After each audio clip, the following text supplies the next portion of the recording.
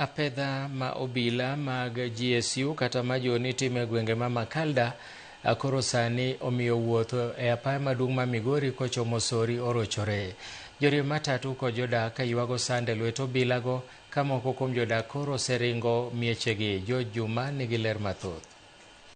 Kinde maromo ndalo 5 mokalo nyaka ne moko kuom jopiny e gwenge mag Makalda mane ywagro rochruok mag arita kwe e gwengego ne monj stesend obila ma Makalda e sab kono ma Nyatike kendo hinyo obila buora kaachiel kod ketho mwandu moting'o nyamburko mar obila. Jodak e gwenge mag Makalda kod jowuoth moko pok ong'eyo kwe. Skul olor, duka olor, jogago nyaka paka, nyaka lwang'ni. Onge gima giweyo. Nyatike ler ka paw mpira. Nyithindo ringo gi jonyuol, gik moko dong' e wang'ayo ma kaka timre onge. Koro nyaka bed notimore marach kabisa, to wan wahinyore. Idhi pe gechewa kendo kwan sani gi gari ni tap tichungi gi luth. To ka ok ichung' to en luth minyalo go gari kata igoyi godo. Gima notimre Nyatike rach, to rach ok chul gi rach. Wayien sirikal tiyo tichne, to kama wagikie ok wanyal move. Obila mag majoni mane otel e gwenge mag Makalda otieno ma tarik 13 mar dweni mondo kotim apedha jogo mane omonjo stesend obila osebiro kadhi nyime kod apedha bende oweyo ka jodak gwenge mag Makalda kod ji mamoko nitie kod midhiero mokalo. Aringo gi jowuoth ma nyathi odong' piny, maringo adoga oma maka naringo mana gari mar polis maonge polis e iye. To style maneno kichwado go ji chien nomiyo ringo. Gisetimo makosa, nosechwadgi kendo ne gisewinjo makosa gi.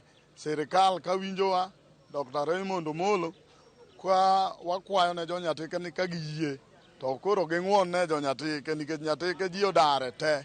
Ging'won ne jo Nyatike giselan makosa manyo gitimo. Joriemb matatu matiyo kod apaya mawuok Migori nyaka Sori gin moko kuom oganda moseneno matek e lwet obila masani koro ol e gwenge mag Makalda. Achiel omaki iluongo ni Eric kane askari ochopo roundabout. Koro weyo ni joka noruenyo. Koro dwa nyiso gi wang'ayo ma Nyatike. Kodhi penjo gine ma nyiso gi wang'ayo ma Nyatike, nogoye gi ludhe momake motere sel. Nyaka sani wakia kuma entie. Nyoro nyo mak ng'ama chielo ma nyo yuda ka odhi daro ng'ato ma nyo dar nikech gino. Iluongo ni Jafeth. Bende nyo make morwake sel. Pok wang'eyo kuma entie nyaka sani. Taka jogo operate area gi gik magimanyo gin maging'eyo, wan ok wanyal ng'eyo kaka wananchi. Joriemb matatu ikawo tele kod jakom margi ma Migori Karungu Sako Jared Okech wacho ni apedha ma itimo kod obilane nyaka sani koro osekelo negi sand to gin giwegi onge keth moro amora mane gitimo. Omawa pesa sama ne ging'anyo. Sani polise be koro mayowa pesa. Koro wachom kanye kaka jo matatu. Sani ok wachop Sori. Kopo ichopo Sori chuno ni nyaka luora nyaka Mariba. Kokiduogo Ng'er, kokidhi Sori. To ka iting'o ja Nyatike chuni ni dhi weye gi Mikei kokigomo. Biashara ok gore. Okech wacho ni obilagi matimo apedha e gwenge mag Makalda go joriemb matatu matimo manohandgi kendo makogi ka iketo negi keth ma gin giwegi to nok gitimo. Wan wakwayo ni wan wa jo matatu waonge problem. Nok wagomo be nok wadhi e police station mo wavunjo police station. Wan watimo business wa kama kawaida. Giwewa watim business wa kama kawaida. Koro makwayo nani ne wakwayo ni kaber to sirikal okonywa nikech koro gik kama koro wakwamo kendo kata mana kaka wakonyore onge. Wach ma kama nosiko jakom joriemb matatu e kaunti ma Migori mangima Henry Ogombe mane okono piny owacho ni ka oyie to koro chung chendo ma apedha ma itimo kod obilago ka wacho jodak e gwenge mag Makalda nyaka sani osido puonj moromo.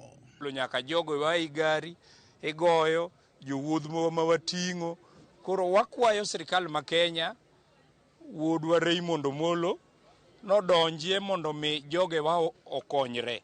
E kinde monj mane otim kod jopiny e stesend obilano ma Makalda tarik 13 mar dweni ji ariyo bende ne owito ngimagi e kind rakruok e kind obila kaachiel kod jopiny.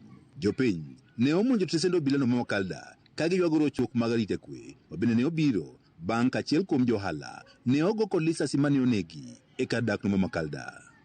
George Juma, Ramogi TV, Migori. Jagoro mongirore migawo mar somo Julius